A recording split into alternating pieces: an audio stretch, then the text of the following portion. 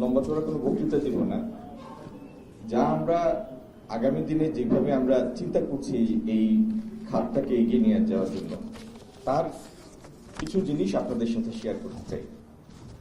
এক নম্বর হলো, পুরনো দিনের কথা বলি।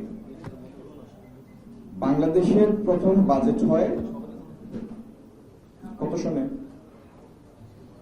72 সনে। 72 সনে আমাদের রপ্তানি আয় ছিল 348 মিলিয়ন। 348 মিলিয়ন। তখন অবশ্য ডলারের সাথে টাকার বিনিময় হার অনেক টাইট ছিল। আমি এক্স্যাক্টলি জানি না কত, হয়তো 5-6 টাকা 7 টাকার বেশি হবে না ডলারের সাথে টাকা।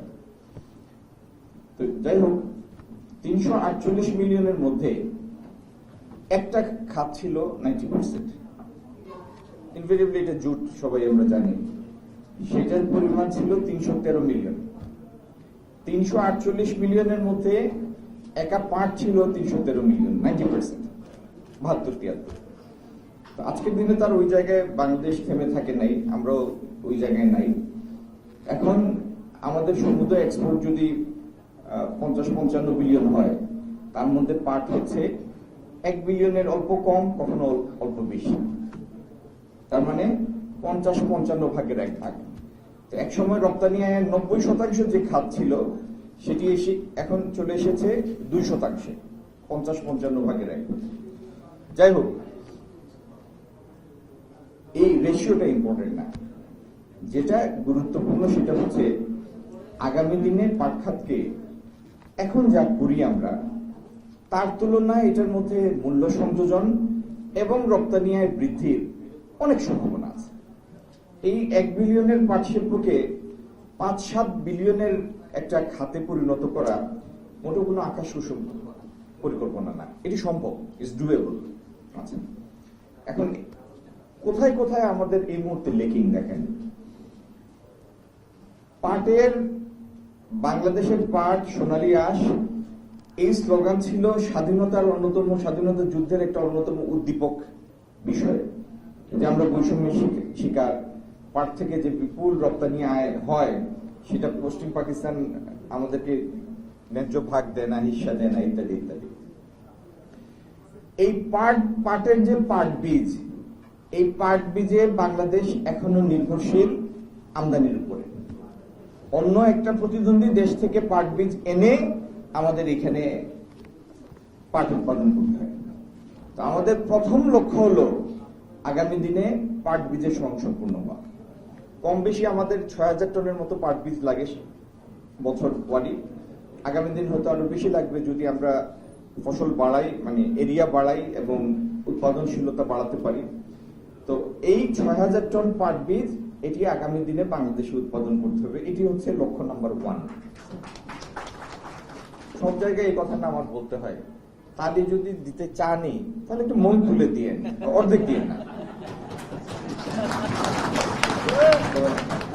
দ্বিতীয় হচ্ছে, না দিলেও অসুবিধা নেই। দ্বিতীয় হচ্ছে, এই যেটি আমরা উৎপাদন করলাম, যারা উৎপাদন করবেন তাদের একটা হেলদি প্রাইস পাওয়া দরকার। কারণ যে কোনো ব্যবসা, যে কোনো শ্রমের আপনি যদি উপযুক্ত মূল্য না দেন, তাহলে এটার কোনো ইনসেন্টিভ নাই।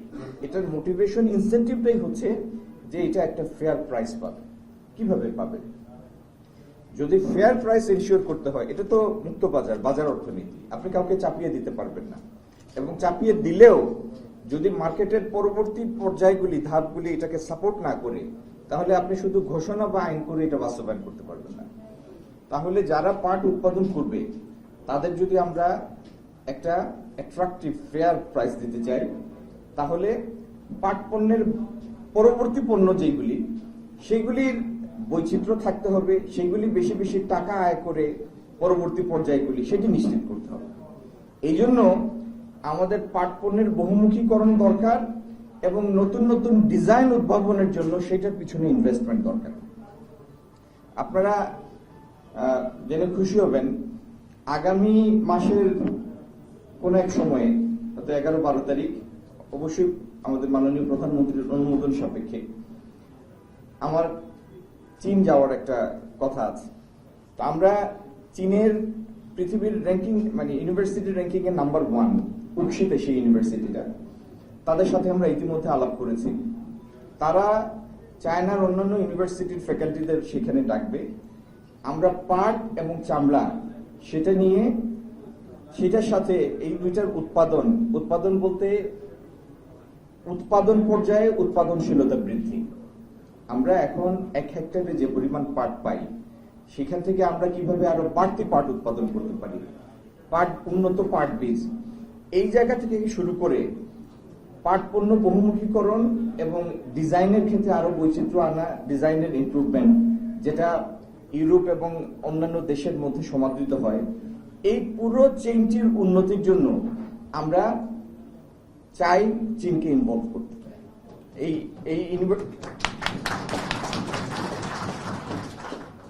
তো এই জন্য আমরা অন্য একটি কাজের সাথে এটিকে যুক্ত করেছি। যদি আল্লাহ সহায় হন, মাননীয় প্রধানমন্ত্রীর অনুমোদন সাপেক্ষে আমরা চাইনিজ ইউনিভার্সিটিগুলির সাথে এই আলাপটা করব এই মাসের মাঝামাঝি সময় চায়না থেকে। দ্বিতীয় হলো আমাদের জেডিপিসি যারা আছেন তাদেরকে দিয়েছি আমরা একটা কৌশলপত্র প্রণয়নের জন্য। আমাদের প্রাইভেট সেক্টরে যারা আছেন তাদের সাথে মিলে তারা একটা কৌশলপত্র প্রণয়ন করবেন। সেটার সাথে চীন থেকে আমরা যা জানবো শুনবো সেটাকে আমরা অ্যালাইন করব। তৃতীয়ত হচ্ছে আমাদের এখানে রাষ্ট্রায়ত্ত যে পাটকলগুলি ছিল আমরা চাই দ্রুত সেগুলি ব্যক্তিখাতে চলে যায় এবং ব্যক্তিখাত আরো যদি ভিন্ন কোনো ইনভেস্ট করতে চান করবেন, কিন্তু পাটকলগুলিকে তারা চালানোর ব্যবস্থা করে। আমরা যদি পাট পণ্য বহুমুখী করতে পারি, বাইরে থেকে ভালো প্রাইস আনতে পারি, ডোমেস্টিক কনজাম্পশন বাড়াতে পারি, তাহলে পাটকল চালিয়েও এনারা মুনাফা অর্জন করবেন। প্রয়োজনে মেশিন পরিবর্তন করবেন, নতুন মেশিন আনবেন, সেটার জন্য আমরা সহায়তা দিব, সরকার সহায়তা দেবে। তো এই সামগ্রিক প্রচেষ্টায় যে জায়গা থেকে আমরা সরে এসেছি সেই ঋত গৌরবে এই খাতটাকে আবার আমরা পুনঃপ্রতিষ্ঠা করতে চাই আমাদের প্রধানমন্ত্রীর নেতৃত্বে। তিনি অত্যন্ত আগ্রহী পাটের গৌরব ফিরিয়ে আনার জন্য। আপনাদের সবার সহযোগিতায়, আল্লাহর মেহেরবানিতে ইনশাল্লাহ আমরা আমাদের কাঙ্ক্ষিত লক্ষ্যে পৌঁছাবো এবং আমাদের কাজগুলি হবে একটা টাইম বাউন্ড প্ল্যান। এমন না যে বক্তৃতা দিয়ে চলে যাবো, শেষ করে ফেলবো, ব্যাপারটা এই না। আপনারা আমার সবার সম্মিলনেই আমরা এগোবো এবং সেটা একটা টাইম বাউন্ড প্ল্যান থাকবে এবং আমাদের এই পর্যায়গুলির কোন সময়ে আমরা কতটুকু অগ্রগতি অর্জন করেছি, কোথায় আমরা পিছিয়েছি, সেটা কিভাবে কভার করব, এগুলি পর্যালোচনা সাপেক্ষে আমরা এগোবো। ধন্যবাদ সবাইকে। আসসালামু আলাইকুম।